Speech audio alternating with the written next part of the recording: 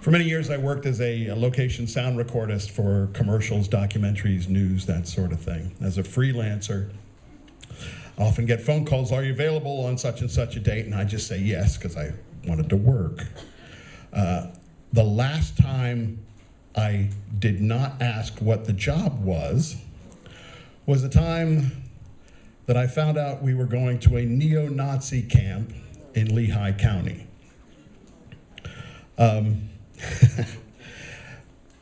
The next day, I got into a van with the producer, the cameraman, one of the actresses from Beverly Hills 90210, and we headed off to a Turkey Hill in Makunji to meet a man who would take us to the undisclosed location of the Nazi compound.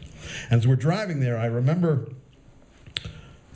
it was in a nice suburban neighborhood, and I just remember thinking how wonderful it must be for these people to have Nazis as neighbors. They must love it.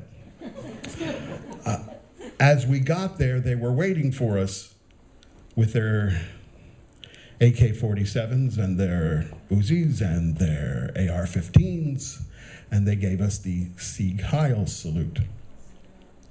I noticed that a lot of them were kids, teenagers and children.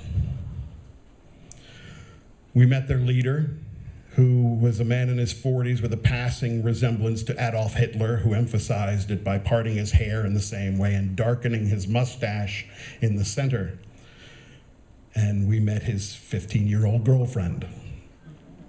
We interviewed him in his dining room, and at one point I had to run a cable under the table, and while I was down there I looked up, and bolted underneath the table was a shotgun, a rifle, and 2 handguns.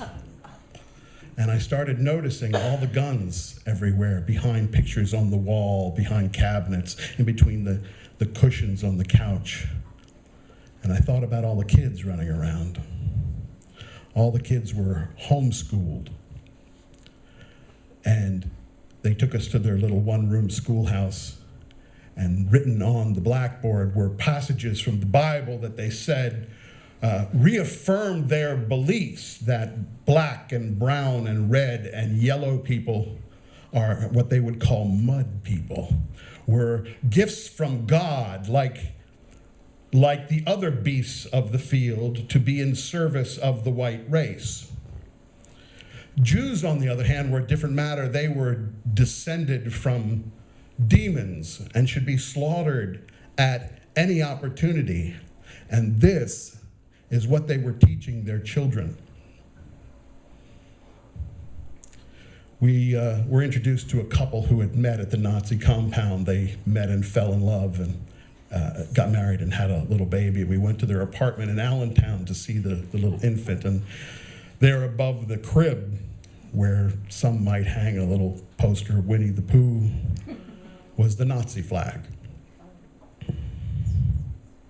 And I thought about this job for a long time. It really bothered me. And there was something about the guys we met there, something that seemed familiar. And it took me a long time, and I think I figured it out. You know that guy in your high school class, the one that never seemed to get it together? The one that was, maybe he was smart but never got good grades, or was strong but wasn't involved in sports. The one that seemed to live in detention. I think there's one like that in every class, and I think that's who these people are. I think they find something in Nazism that tells them that they find a community, and they find values there, and they find somebody to blame for their problems. And I think, how do you defeat that?